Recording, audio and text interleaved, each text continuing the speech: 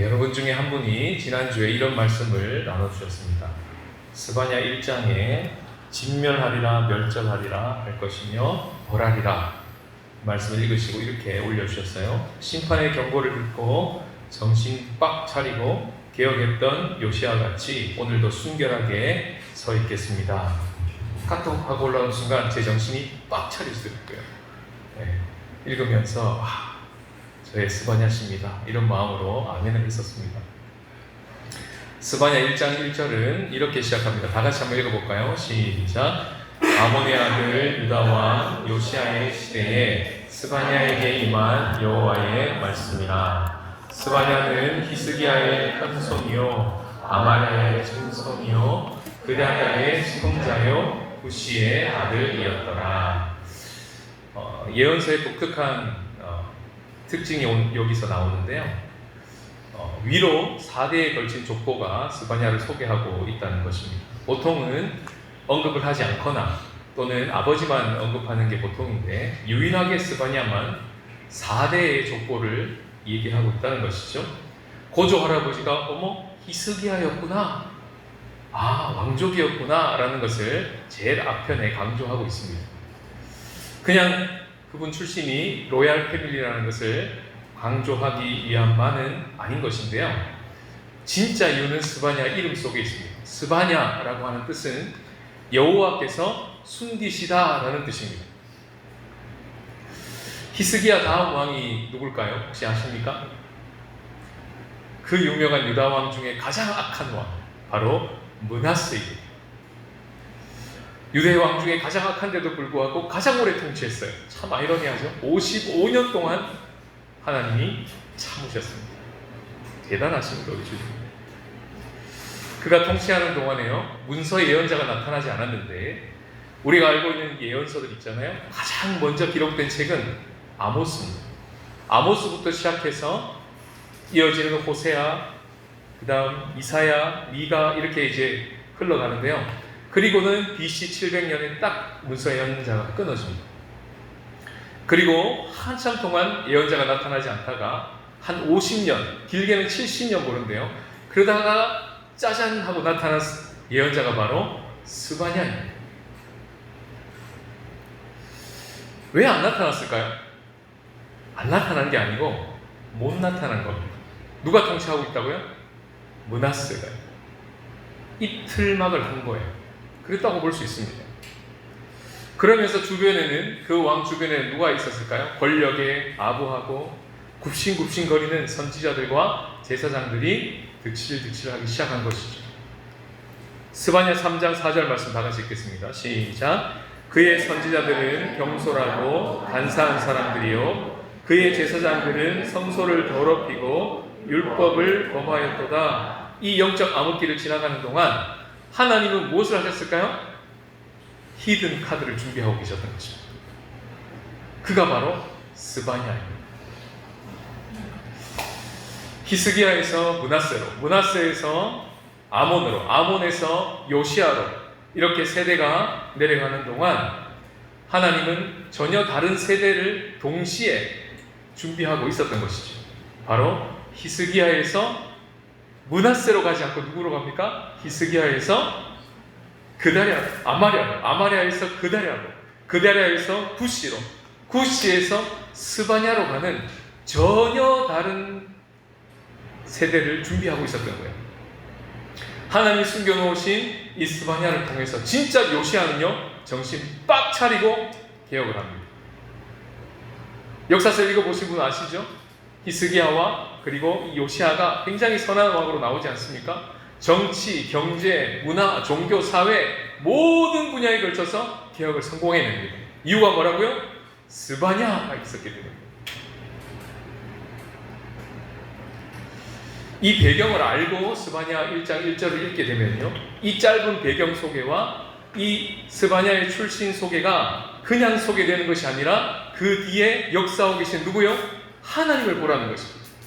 아무리 영적 암흑기라 할지라도 하나님에게는 히든 카드가 있다.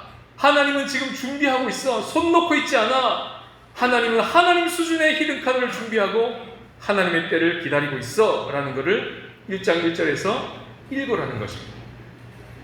그게 스바냐 1장 1절 읽을 때 발견하게 되는 하나님이세요. 신중 한국교회가 영적으로 암흑기를 지나갔다면 그때는 하나님께서 이 교회를 손 놓고 있었을 때가 아니라 오늘 본문으로 하면 하나님이 이 교회 안에 스바냐를 준비하고 있었던 시간이라고 믿으라는 것입니다. 우리 인생 가운데 어떤 암흑기를 지나가고 있다면, 어떤 문제 가운데 깊은 터널 속을 지나가고 있다면 하나님이 우리를 포기하신 게 아니라 하나님께서 터널을 지나가고 있는 우리를 숨기시고, 스바냐라는 뜻이라고 그랬죠? 숨기시고 보호하시고 하나님은 하나님의 때에 짜잔 하고 우리 가운데 생각지도 못한 히든카드를 보여주려고 준비하고 계시는 때로 여기라는 것입니다. 지금 보시는 지도는요, 매해마다 나오는 지도인데 2025년 전 세계 기독교 박해지수를 알려주는 오픈도어 선교에서 매년 내고 있는 지도입니다. 색깔을 보시면 노란색은 좀 괜찮은데 주황색만 돼도 박해가 심함으로 나오고요. 그리고 빨간색, 새빨간색이 되면 극심한 박해의 지역이 됩니다. 21년째 부동의 1위 나라가 있는데 어딜까요? 네, 북한입니다. 김일성, 김정일, 김정은으로 이어지는 세습 독재가 진행되는 동안 하나님은 손 놓고 계실까요? 아니다 이 말입니다. 그 세대가 진행되는 동안 하나님은 다른 세대 하나님의 히든카드를 북한 땅 안에서 준비하고 있다. 그렇게 믿으라는 것입니다. 온 열방과 세계 가운데 히든카드로 꺼내놓을 하나님이 준비하시는 스바냐를 준비하고 있어. 저 스코어는 스바냐가 파송될 순이야 라고 볼 수 있다는 것입니다. 중국을 보시면요, 작년까지는 19위였는데 순위가 4위나 올랐습니다. 15위입니다. 거기서 오신 분들 많으시죠? 아마 온몸으로 체험하셨을 겁니다. 1위에서 15위, 1위와 15위가 지금 우리가 서 있는 나라 주변에 있어요. 우리가 지금 서 있는 이 대만 땅은 하얗게 칠해져 있습니다. 박해가 없다 이 말입니다. 한국은요, 없다 이 말입니다. 작다, 미미하다. 그런데 가장 박해가 심해서 21년 동안 1위를 하고 있는 북한이 바로 위에 있고, 그리고 계속 순위가 올라가고 있는 어마어마한 땅 중국이 바로 옆에 딱 있습니다. 그리고 우리는 하해. 무슨 의미일까요? 너네들끼리 자 예배드리고 잘 있어라 이런 뜻일까요? 그렇지 않다고 생각합니다. 바로 가까이 있는 그 이웃 나라에 목숨을 걸고 예배하고 있는 스바냐들을 위해서 너희들이 할 수 있는 몫을 찾아봐 하시는지도 모르겠습니다. 오늘 주제는요, 하나님 찾기입니다. 소풍이나 야유회 같은 데 가시면 꼭 한 번쯤 보물 찾기는 거 한번 해보셨죠? 네. 우리 어릴 때 막 이렇게 나뭇가지 사이에 종이 보물 찾잖아요? 그때 주최 측은 이 보물을 숨기기 위해서 삽 들고 막 땅 파죠? 그렇습니까? 막 그 종이를 보여도 이렇게 죽지 못하게 나무 저기 꼭대기에 막 달아놓죠? 메롱 그러면서 못 잡겠지? 그러고 그런 데 달아놓습니까? 그렇지 않습니다. 주최 측은요, 찾을 만한 곳에 놓습니다. 마치 찾아주세요 하는 것처럼 나 여기 있어요 이렇게 이런 느낌으로 숨깁니다. 오늘 스바냐서를 통해서 우리에게 주신 하나님의 마음이 똑같습니다. 여호와를 찾으라 이 말은 나 여기 있다. 너희들이 충분히 찾을 수 있어. 그러니 오늘 이 메시지를 듣고 나 찾기를 시작해봐 라고 하시는 주님의 말씀이 오늘 스바냐서를 통해서 우리 공동체에 주시는 주님의 말씀입니다. 2장 3절을 다 같이 읽겠습니다. 시작. 여호와의 규례를 지키는 세상의 모든 겸손한 자들아, 너희는 여호와를 찾으며 공의와 겸손을 구하라. 너희가 혹시 여호와의 분노의 날에 숨김을 얻으리라. 첫 번째 메시지 다 같이 읽겠습니다. 시작. 여호와를 찾으라.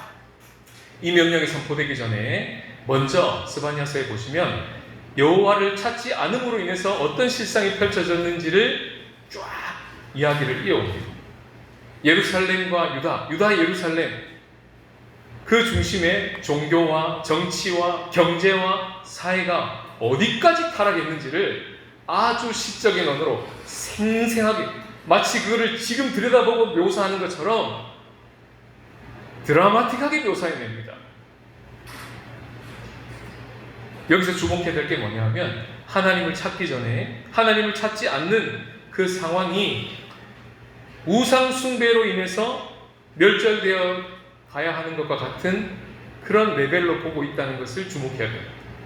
그래서 1장을 읽어보시면요, 바알, 또 금아림, 1월 성신, 말감, 이런 이방 종교들의 이름이 쭉 나오면서 온갖 이방 종교가 언급되는 그 끝자락에 이런 말씀이 나옵니다. 여호와를 배반하고 따르지 아니하는 자들과 여호와를 찾지도 아니하며 구하지도 아니하는 자들을 멸절하리라. 같이 보고 있다는 것이죠. 이걸 오늘날로 풀이하면 우리가 잘 알고 있는 통일교나 신천지나 JMS나 거기서 막 종교생활을 하고 있는, 신앙생활을 하고 있다는 그분들 못지않게 정통교단 안에서 예배를 드리고 있으면서도 하나님을 찾지 않는 그들이 그들과 똑같다, 이렇게 얘기하는 것과 비슷합니다. 하나님을 우리가 찾지 않았기 때문에 우리의 정치와 경제와 사회가 이 모양이 된 것이다, 무너져가게 된 것이다. 그럼에도 불구하고 너희들은 여전히 용사를 의지하고 견고한 성읍을 의지하고 높은 망대를 의지하고 은과 금을 의지하고 있다면 그것은 나에게, 하나님께 범죄하는 거야 라고 세차게 고발해냅니다. 그리고 그 끝은요, 멸절감이야 이러고 1장 끝에 18절에 나오는 것입니다. 이것이 하나님의 처방입니다. 여러분 동의가 되십니까? 우리가 하나님을 믿는다고 하는 하나님의 백성으로서 하나님을 찾지 않는다는 것이 멸절감이라는 이 하나님의 진단이 동의가 되십니까? 체감이 되십니까? 몇 주 전에요, 아내가 자녀에게 화를 막 냈던 적이 있었다고 나누었습니다. 아무도 목사님 뭐 때문에 화를 내셨어요? 묻지 않으시길래 제가 묻지도 않는데 나누고 싶었습니다. 내용은 이렇습니다. 아내와 제가 일찍 잠들었습니다. 안방에서. 그런데 둘째가 문을 팡 열고 들어오는 겁니다. 그 문소리에 제가 일단 딱 깼어요. 그때부터 기분이 조금 나빴습니다. 그럴 수 있지. 근데 화장실 문도 역시 쾅 열더니 열심히 양치질을 하는 거예요. 속으로 생각했습니다. 저쪽에도 화장실이 있는데. 그럴 수 있지. 또 잠을 청했습니다. 그런데 막내가 또 문을 쾅 하고 들어왔습니다. 그리고는 먼저 와 있는 오빠를 보면서 나와! 그리고 막 다툼이 시작됐습니다. 엄마 아빠 뭐 하고 있다고요? 옆에서 자고 있는데 지금. 그리고서 막 싸우는 거예요, 둘이가. 그때 제가 뚜껑이 열리기 시작했습니다. 이게 뇌라면요, 한 뚜껑이 요 정도 열렸습니다. 이 까딱까딱하게 새끼 열리면서 다 열리는 거예요. 하고 이제 잠은 다 달아났습니다. 그러면서 마지막 한 방을 먹이는데 하연이가 나가면서 엄마 내일 가정통신문인데요, 엄마 좀 보세요 하고 딱 책상 위에 올려놓고 나가는 겁니다. 뭐 하고 있다고요? 자고 있는데. 마지막 다 열렸습니다. 그리고 제가 벌떡 일어나서 3명을 다 소집한 겁니다. 제가 왜 그들을 소집했을까요? 엄마 아빠가 있다는 걸 알려주고 싶어서입니다. 아무리 엄마 아빠가 너희들한테 잘해줘도 엄마 아빠에게 있어서 너희들이 넘지 말아야 될 선이 있어. 엄마 아빠가 옆에 없는 것처럼 행동하는 너희들의 그 행동은 선을 넘은 거야 하고 제가 굉장히 고되게 야단쳤습니다. 잘했죠?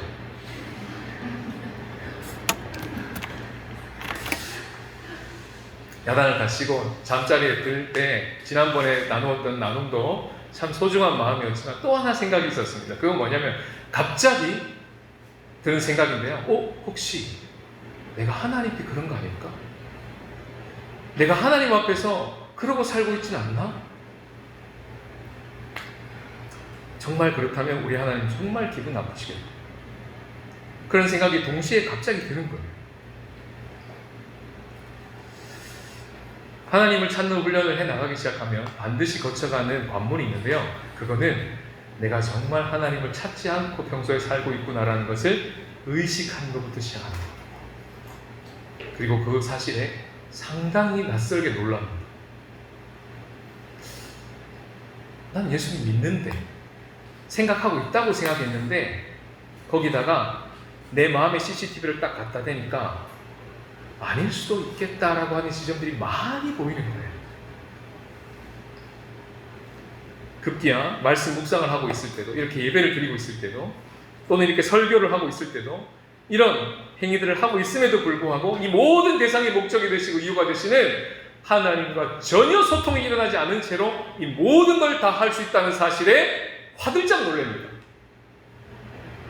그게 가능해요. 하나님 전혀 의식하지 않고 전혀 그분과 소통이 없어도 이 모든 걸 다 해낼 수 있습니다. 그리고 깜짝 놀랍니다. 집에 퇴근해서요, 아내가 있다고 생각하니까 여보 나 왔어 라고 부르지 않습니까? 한결아 아빠 왔어 라고 부르지 않나요? 그 대답이 없으면 여보 한결이 어디 갔어? 그렇게 묻지 않습니까? 퇴근하고 집에 왔을 때 우리 집의 가정의 주인이 하나님이시고 내 마음의 주인이 하나님이시라면, 그분이 나와 함께 계시고 우리 집에 함께 계시다고 생각하면 문을 열고 들어왔을 때 나의 마음과 생각 속에 그분을 찾지 않을까요? 이거 두 개가 다른 얘기입니까? 집을 났을 때 여보 다녀올게요 하고 인사하고 나가지 않습니까? 그러면 나갈 때도 주님 출발합니다 라고 하지 않을까요? 비슷한 거 아닌가요? 일이 꼬이고 문제가 터질 때 주님 어떻게 할까요? 미팅을 나가기 전에 곧 미팅이 시작될 때 주님, 미팅 가운데 주님이 함께 하십니다. 혹 내가 무너지고 실패한 자리에서도 주님 그래도 거기에는 여전히 주님 계십니다. 주님께로 나아갑니다 하고 자꾸 반응해내는 리추얼, 의식들이 막 생겨나지 않을까요? 3장 4절 5절 다 같이 한번 읽어보겠습니다. 시작. 그의 제자들은 성소를 더럽히고 율법을 범하였도다. 그 가운데 계시는 여호와는 의로우사 불의를 행하지 아니하시고, 성소를 더럽히면서 율법을 범하고 있는 그 가운데 여호와가 계시고, 말씀이 이렇게 됩니다. 아침에 일어나서 우리가 하루를 받는 게 그저 받은 게 아니라 하나님께 받은 거잖아요. 엄청난 선물로 부여받은 것이잖아요. 아침마다 하나님은 무슨 일을 하시냐면 빠짐없이 아침마다 자기의 공의를 우리 가운데 비추신대요. 그런 하나님이시라면 그 하나님을 찾지 않을까요? 3장 5절 말씀 노란색만 한번 읽어보시겠습니다. 시작. 아침마다 빠짐없이 자기의 공의를 비추시거늘. 그런 하나님, 그렇게 우리를 향하여 아침마다 빠짐없이 공의를 비추시는 하나님이 진짜 믿어지고 있다면 그 하나님이 없는 것처럼 하고 사는 게 가능하다고요? 부모도 자녀에게 그런 취급을 당하면 자다가도 벌떡 일어나서 뚜껑이 열리던데, 예배에 와서 누가 목사님 반갑습니다 하는데 제가 대놓고 그 성도님한테 이러고 눈빛도 하나 보지 않고 싹 하고 돌아섰다고 한번 상상해 보십시오. 그런 일은 없겠지만, 그러면 그 무시를 당한 성도님은 그때부터 다음 주 예배에 올 때까지 아마 제 생각이 100번, 1000번 날 거예요. 그리고 돌아가면서 내가 이 교회를 계속 다녀야 되나? 수없이 생각할 거예요. 그 한 번의 목사님의 이 시선 하나로, 나의 악수를 받지 않았다는 그 하나만으로 난 여기 버젓이 있는데 나를 없는 사람 취급했다는 그 목사님의 시선 하나로 일주일에 다 망가지는 거예요. 그렇지 않을까요? 우리는 그런 걸 엄청 싫어하는 사람입니다. 무시한다는 거예요. 하물며 하나님이겠습니까? 하물며 하나님이겠습니까? 하나님 사랑의 하나님이니까요? 하나님 우리가 잘못해도 다 용서해 주니까요?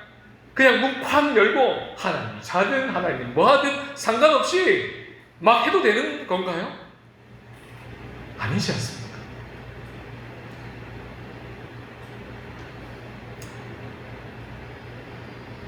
오늘 말씀을 읽으면서 어디서부터 시작해야 되나요, 주님?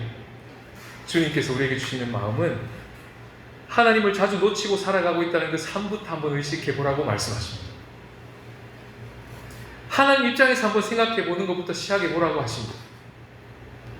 하나님 없는 사람 취급하고 실상은 찾지도 않고 그렇게 살아가는 모습이요, 하나님께는 모독이다.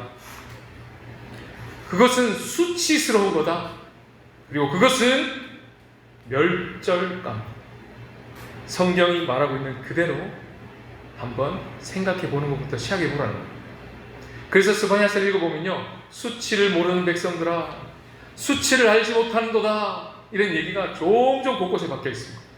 그리고는 변화됐을 때 3장에 가면 수치를 당하지 아니할 것이다, 온 세상 수욕을 받는 자들에게 칭찬과 명성을 얻게 하리라, 이런 말씀이 나오는 이유도 그런 것이겠습니다.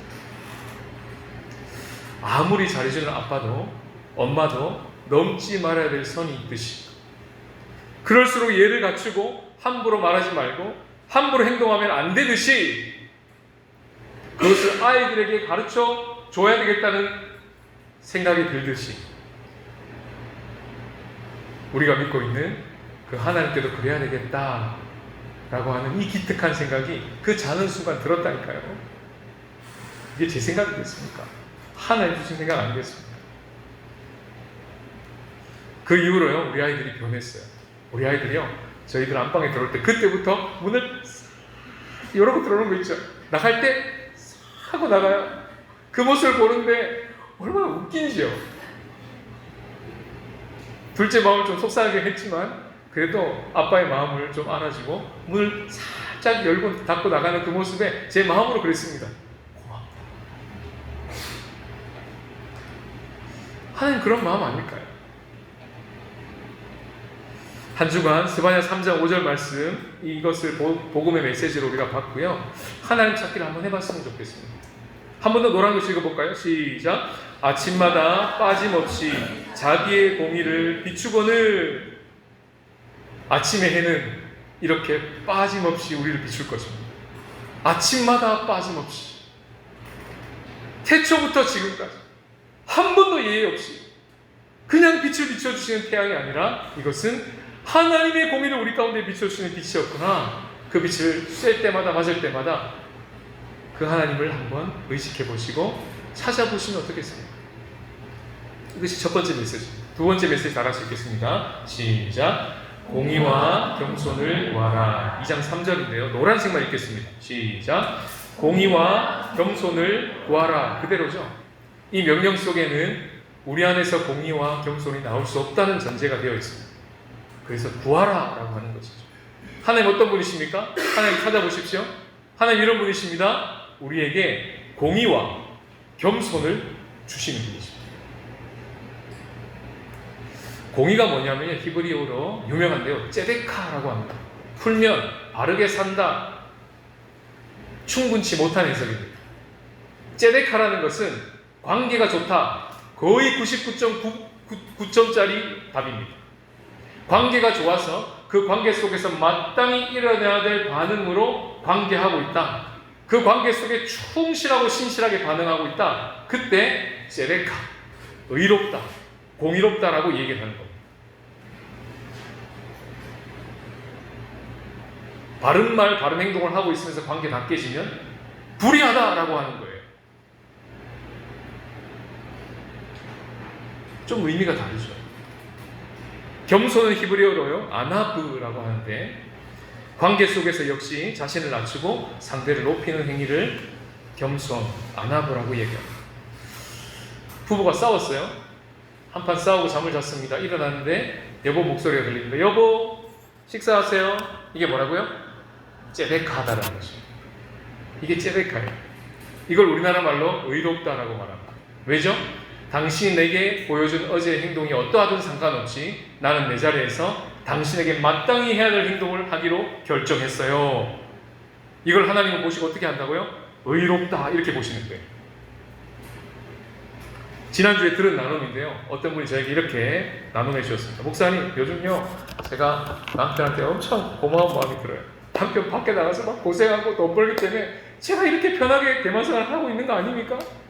하루 산말기도 가고요. 너무 감사한 거 아니에요? 그리고 저에게 막 남편 자랑을 하는 거예요. 지금 뭐 하고 있는 겁니까? 안하고 있는 거예요. 그분을 높이고 있는 거예요.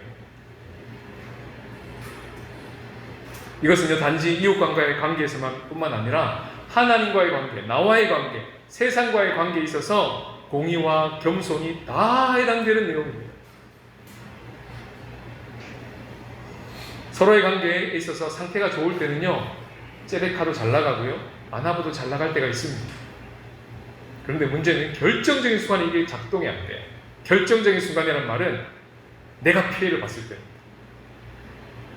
그때 이게 그래도 불구하고 밥이 나가야 되고, 그래도 불구하고 사랑이 나가야 되고, 늘 했던 대로 나가줘야 되는데 이게 쉽지가 않아요. 그래? 나한테 이렇게 했다고? 그러면서 전혀 다른 반응이 나가기 시작합니다. 지금 네팔과 인도네시아에 엄청난 폭동이 일어나고 있는 걸 뉴스로 보셨죠? 공의와 겸손이 더 이상 작동되지 않습니다. 지도자도, 백성들도, 그 누구도 당신이 그렇게 한다고 참을 수 없어. 공의, 겸손, 그딴 거 필요 없고 달려드는 것이죠. 뿐만 아니라 그 백성들을 함부로 대하고 공의, 겸손 관심 없고 나만 배불리면 돼. 나만 괜찮으면 돼. 우리 자녀만 괜찮으면 돼. 그러고 살다가 빵 터지는 거죠. 그것이 지금 우리의 민낯입니다. 이 공의와 겸손이 잘 작동되지 않기 때문에 하나님께서 오늘 우리들에게 오늘 본문 말씀을 통해서 다시 이 말씀을 꺼내드십니다. 아침마다 빠짐없이 자기의 공의를 비추신다라고 말씀하십니다. 이것이 스바냐에서의 굉장히 중요한 주제인 여호와의 날을 예고하고 있는데요. 사실 이것은 유다의 예루살렘이 망하는 날입니다. 그리고 망함과 동시에 회복이 일어난다는 두 가지 의미가 다 담겨있는 말입니다. 그것이 신약에 와서 예수님이 그대로 가지고 오신 때가 찼다 하고 하나님의 나라가 시작되었다 하면서 이제 그 여호와의 날이 선포가 됩니다. 그리고 멸절되어져야 하는 공의와 겸손을 반응해내지 못하고 작동하지 못하는 우리가 멸절되어져야 되는 깜이 우리인데 불구하고 그 여호와의 날에 하나님이 얼마나 공의로우신지를 보여주시냐면 십자가 위에 예수 그리스도를 다시고 그 멸절될 대상이 나야여야 되는데 예수 그리스도에게 그 모든 저주와 멸절을 쏟아내십니다. 그리고 한마디 하십니다. 너도 죽었다. 너도 저 십자가에 달렸다. 예수님만 십자가에 달려서 멸절되는 것이 아니라 그분이 심판받고 멸절당할 때 이전에도 이후로도 일어난 모든 인류가 나와 함께 저 십자가에 못 박힌 것이다. 이렇게 선언해 버리십니다. 그날이 여호와의 날인 것이죠. 고린도후서 5장 21절을 다 같이 읽겠습니다. 시작. 하나님이 죄를 알지도 못하는 이를 우리를 대신하여 죄로 삼으신 것은 우리로 하여금 그 안에서 하나님의 의가 되게 하려 하심이라. 하나님을, 예수 그리스도를, 하나님의 아들을 죄로 삼으셨대. 독특한 표현이죠. 그리고는 우리한테는 어떻게 했다고요? 의롭다 해줄게 이런 표현이 아니고요. 이거는 더 나가는 표현입니다. 네가 의야 이 말입니다. 이게 말이 되는 말입니까? 하나님 아들에게 네가 죄야 라고 하는 것도 말이 이상하지만 죄를 삼았다는 말도 너무 이상한 말인데 그로 인해서 벌어진 일은 우리가 의랍니다. 이게 말이 됩니까? 이런 교환이 십자가에서 일어날 수 있다는 게 말이 됩니까? 이게 은혜 아니고는 어떻게 깨닫게 되겠습니까? 이 놀라운 교환이 십자가에서 일어났다는 것을 받아들인 자가 그리스도인이고 하나님의 백성이죠. 그래서 우리는 아침마다 일어나서 말씀 앞에서 맞습니다. 주님, 우린 저 십자가의 그리스도 안에서 하나님께 받아들여졌습니다. 내 안에 하나님의 의로우신 그 예수님으로 말미암아 이제는 내가 하나님에 대해서, 나에 대해서, 이웃에 대해서, 세상에 대해서 공의와 겸손으로 반응할 수 있게 되었습니다. 이렇게 고백하며 살 수 있도록 하나님께서 어마무시한 일을 행하신 것이죠. 우리에게 겸손이 잘 작동되지 않는 하나님께서 예수님을 보내시고는 예수님께서 우리들에게 이렇게 말씀해 주셨습니다. 그것이 작동되지 않아 수고하고 무거운 짐진 자들아 다 내게로 오라. 내가 너희를 쉬게 하리라. 나는 내 마음은 온유하고 겸손하니라고 그러셨어요. 자기를 그렇게 소개하셨습니다. 그렇게 무장하신 예수 그리스도가 십자가에서 죽으시기까지 겸손을 보여주셨습니다. 그리고는요, 이 겸손하신 예수님처럼 어떻게 살까요? 질문했을 때 바울이 이렇게 얘기합니다. 한 가지 방법이 있습니다. 그 예수님의 마음을 품으시면 됩니다. 그 예수님이 여러분 마음 가운데 계시니 이제 품기만 하시면 됩니다. 그러면 여러분들이 나보다 남을 낮게 여기고 살게 될 것입니다 하는 그 유명한 빌립보서 2장의 그리스도 찬미가에 나오는 말씀이 나오는 거죠. 2장 5절입니다. 다 같이 읽겠습니다. 시작. 너희 안에 이 마음을 품으라. 곧 그리스도 예수의 마음이니.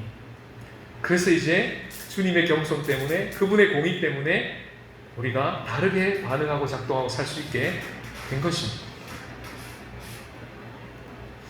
지난주 마음으로 드린 예배에 올라온 글인데요, 공의와 겸손이 나올 수 없는 우리들한테 하나님의 공의가 부어지고 하나님의 겸손이 부어지니까 관계 속에서 어떻게 충실하게, 어떻게 신실하게 반응할 수 있는지를 그 한 분의 나눔을 통해서 듣게 되었습니다. 성도님의 동의를 구하고 읽어드리려고 하는데요, 원래 원칙은 무명이잖아요. 그런데 카톡이 왔습니다. 목사님, 제 이름 밝히셔도 괜찮아요? 이렇게 카톡이 왔습니다.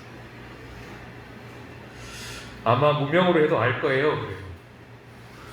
그리고 한 가지 더 붙였습니다. 이렇게 했었습니다. 우리 교회 분들과는 뭐든 나눌 수 있을 것 같아요. 이렇게 적으셨습니다. 우리 윤영민 성도님 마음으로 드린 예배를 나눠드리겠습니다. 나는 크리스찬입니다. 하지만 몇 년 전까지만 해도 나는 절대 교회 다니지 않을 거라 했습니다. 교회 다니는 사람들의 이중적인 잣대, 시선, 행동이 몸서리치게 싫었습니다. 나는 기억합니다. 엄마가 열정적으로 몸담았던 그 교회 사람들로부터 많은 사랑을 받았으나 엄마를 잃고 난 후에 차갑게 변한 그들의 손길과 눈빛과 외면을 나는 온몸으로 기억합니다. 그들은 더 이상 사랑해주지 않았고 따뜻하지도 않았으며 관심조차 없었습니다. 그때 제 나이는 고작 10살이었습니다. 나는 어렸지만 예민했고 10살의 그 상처는 아주 가끔 나의 가슴을 후벼 팠습니다. 나는 나에게 묻습니다. 크리스찬으로서 작은 아이부터 큰 어른에까지 상처를 주는 말과 행동을 하지 않았는지, 지난주일 본받음과 본이 되어야 한다고 배웠습니다. 나도 모르게 나쁜 본을 남기고 죄를 짓고 있지는 않는지 늘 나를 되돌아봄과 낮추는 자세가 필요합니다. 난 이제 그들을 이해합니다. 그들은 그들 자신도 모르게 그렇게 나를 대했을 것이고 내가 아닌 다른 분들은 잘 섬겼을 거라 생각합니다. 그리고 나도 그들과 같은 부족한 사람이니 나 또한 언제 어디서 그런 죄를 짓고 있을지도 모르니까요. 주님 제게 말씀하셨습니다. 너의 공고한 어린 시절을 내가 기억한다. 내가 너를 사랑하니 그것으로 충분하지 않겠니? 나는 주님께 고백합니다. 네 주님, 주님 한 분으로 족합니다.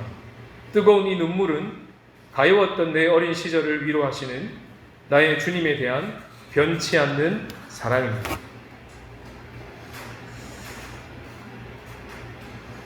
이 예수님의 공의와 겸손이 부어질 때만 우리는 이렇게 반응할 수 있습니다.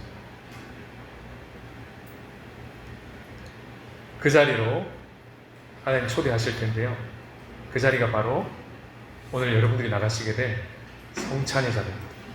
그 성찬의 자리에서 하나님 부어주실 공의와 겸손이라고 하는 그 단어를 마음에 품으시고 성찬의 자리로 함께 나가시겠습니다.